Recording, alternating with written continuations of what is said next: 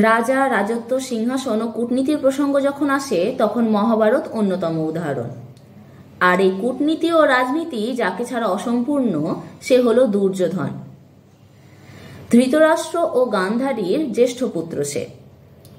তাই কুরুবংশের সিংহাসনের উপর ধৃতরাষ্ট্রের পরে তারই অধিকার। কিন্তু বাধা হয়ে দাঁড়িয়েছে পঞ্চপাণ্ডব।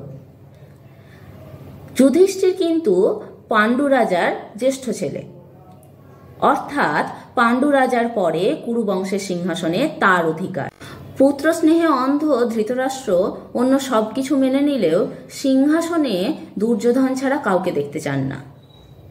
আর দুর্যোধন, যার নামের শুরুই দু দিয়ে, অর্থাৎ যা অশুভ শক্তিকে বহন করে নিয়ে আসে, যার জন্মের সময় অশুভ লক্ষণ দেখা দিয়েছিল, সে কি কখনো শুভ কোনো কিছু করতে পারে?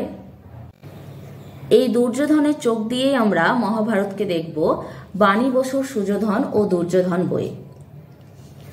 এখানে আমরা পুরো ঘটনাটা বা মহাভারতকে আমরা দুর্যোধনের চোখ দিয়ে দেখতে পাবো। অর্থাৎ সে যে মাতৃস্নেহ থেকে বঞ্চিত ছিল, তার জন্মের সময় অশুভ লক্ষণগুলির জন্য বিদুর তাকে ত্যাগ করতে বলেছিল। এই সমস্ত ঘটনা তার মনের উপর কি প্রভাব ফেলেছে, বা সে কি কারণে কর্ণকে তার রাজত্বের কিছুটা অংশ দিয়ে দিয়েছিল। তার ক্রোধ, হিংসার পরিণতি মহাভারত আমরা জানি, কিন্তু কি কারণে তার এই ক্রোধের জন্ম, বা তার এই ক্রোধ তাকে কোন পর্যায়ে নিয়ে গেছিল, তা আমরা এই উপন্যাসে পাব। আশা করি আপনাদের ভালো লাগবে, যেহেতু মহাভারতের একটি অংশ এটি, বা মহাভারতের কোনো একটি চরিত্র নিয়ে আমরা এটি পড়ছি। জানি প্রত্যেকটি চরিত্রই আকর্ষণীয়, অতএব এই বইটিও আপনাদের খুব ভালো লাগবে। এবং এটি কিছুটা অন্যরকম, কারণ এখানে আমরা দুর্যোধনের যে দৃষ্টিভঙ্গি সেখান দিয়ে আমরা মহাভারতকে দেখছি।